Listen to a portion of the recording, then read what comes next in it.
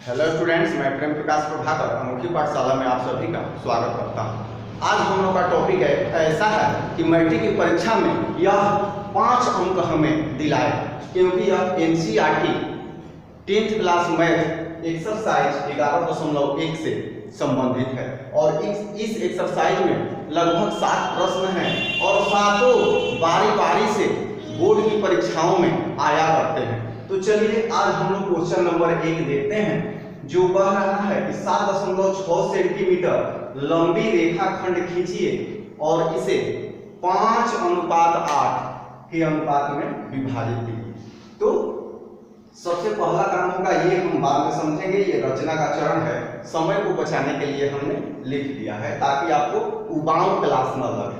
तो सबसे हमारा पहला काम है, इस पे भी हम बात करेंगे, 7.6 सेंटीमीटर का एक रेखाखंड लेंगे, बड़ी लेंगे, क्योंकि अगर 7.6 ले लेंगे तो आप लोगों को समझ में नहीं आएगा, दिखाई भी नहीं पड़ेगा।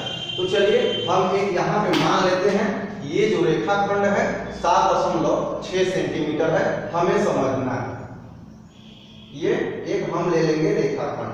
आप लोग अपने कॉपी पे पेंसिल से 7.6 स्केल पे माप कर ही लीजिएगा। तो ये हो गया ए और ये हो गया बी। अब हमारा अगला काम है, इस पर और इस पर एक ऊपर की ओर न्यून कोण बनाना और एक नीचे की ओर न्यून कोण बनाना। तो न्यून कोण पर हम जानते हैं कि 90 डिग्री से कम मान का होता है, तो हम कोई भी एक चाप का माप ले लेंगे और यहाँ देखेंगे कि ऊपर की ओर ऐसे हमने काट लिया और इसी के जितना यहां से नीचे की ओर भी हम काटेंगे, नीचे की ओर भी हम काटेंगे और बिना इसमें परिवर्तन किए यहां से पहला चाप और बिना कोई परिवर्तन किए यहां से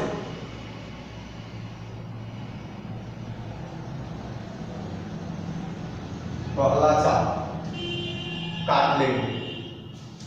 अब क्या करेंगे, इसको मिलाएंगे, ऊपर ले जाएंगे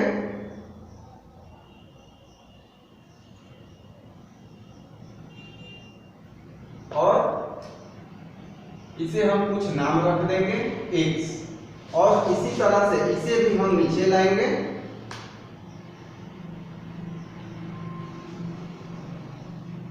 इसका भी कुछ नाम रख देंगे y।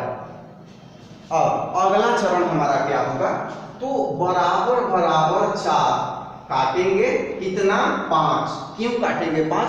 क्योंकि ये पहले है 5, तो ऊपर 5, बाद में है 8, तो नीचे 8। ये ध्यान देना है, ये अलग विधि है, आपको बिल्कुल समझ में आ जाने वाला है। बस और 2 चरण है, आपको समझाने के लिए मैं देर से थोड़ा रुक के ये प्रोसेस कर रहा हूं। तो चलिए किया जाए। यहां से 1 2 3 4 और ये 5। इसका हम नाम लिख लेंगे A1 A2 A3 A4 A5। ये क्लासरूम रोड के किनारे है, तो आप लोग बस पर किसी पे ध्यान ना देंगे, इग्नोर करेंगे उसे। अब उसी तरह से इतने ही बराबर यहां हम लोग 1 2 3 4 5 6 7 और ये 8। हमने इसे भी, हम इसको B1 B2 B3 B4 B5 B7 B5 B6 B7 और B8। अब हमारा काम हो गया है। A5 यहाँ A5 है, 8 है, तो A5 को B8 से हमें मिला देना है। तो इतना लंबा तो स्केल हमारे पास है नहीं, तो इसी में हम देखते हैं कि लिए कहाँ होगा, तो यहाँ से हम चलेंगे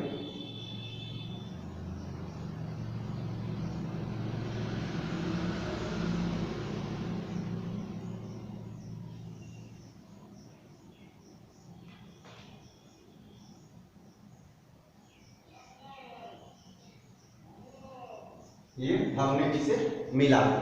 जब मिलाया तो ये किसी न किसी बिंदु पे इसे काटते हुए जा रहा है, तो इसे हम P कर देंगे। अब यही जो P बिंदु है, यही जो P बिंदु है, इस AB को विभाजित करती है 5:8 के अनुपात में। तो यहाँ पर ये हो गया 5 और ये हो गया 8। यहाँ हम कोई जोड़ देंगे, गुणांक जोड़ देंगे, क्योंकि अनुपात में गुणांक होता है। तो इस तरह से AB रेखाखंड P द्वारा 5:8 के अनुपात में विभाजित हो गई। अब इतना से काम हमारा होने वाला नहीं है, रचना के कुछ चरण भी लिखने होते हैं। तो इस तरह से हम रचना का चरण भी लिखेंगे, और इसमें कोई हड़बड़ाना नहीं है कि चरण कैसे लिखें। जैसे जैसे हमने किया है चरण को उसी तरह से लिखेंगे। तो हमने पहले किया, AB एक रेखाखंड लिया, कितने का 7.6 सेंटीमीटर। तो यहाँ हमने लिख दिया 7.6 सेंटीमीटर का एक रेखाखंड खींचा गया। दूसरा हमने क्या किया, यहाँ न्यूनकोण बनाया ऊपर की ओर AX और यहाँ न्यूनकोण बनाया नीचे की ओर BY। तो यही हमने लिख दिया कि बिंदु A और B पर क्रमशः ऊपर तथा नीचे की ओर समान न्यूनकोण पर AX तथा BY खींचा गया। AX तथा BY समान न्यूनकोण खींचा गया। तीसरा हमने लिखा है AX पर बराबर बराबर 5 चाप और BY पर बराबर बराबर उसी के बराबर 8 चाप काट लिया गया। और चौथा चरण A5 तथा B8 को मिला दिया गया।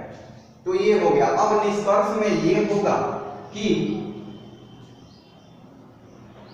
A5 B8 द्वारा AB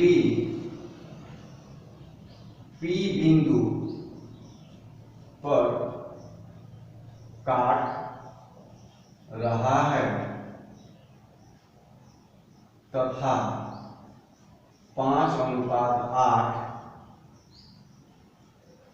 के अनुपात में विभाजित कर रहा है।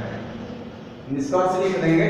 अगर हम इसको मापें और इसको मापें, दोनों को माप के जोड़ें, तो हमारा 7.6 आ जाएगा।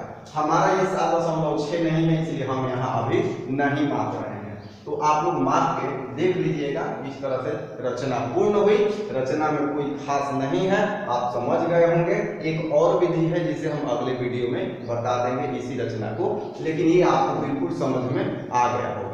समझ में आया होगा तो लाइक जरूर कीजिएगा, और सारे प्रश्न इस एक्सरसाइज के 5 नंबर के लिए सीरीज में आने वाले हैं। तो इसके लिए अगर सब्सक्राइब नहीं किए होंगे तो हमारे चैनल को सब्सक्राइब भी कर दीजिएगा। धन्यवाद।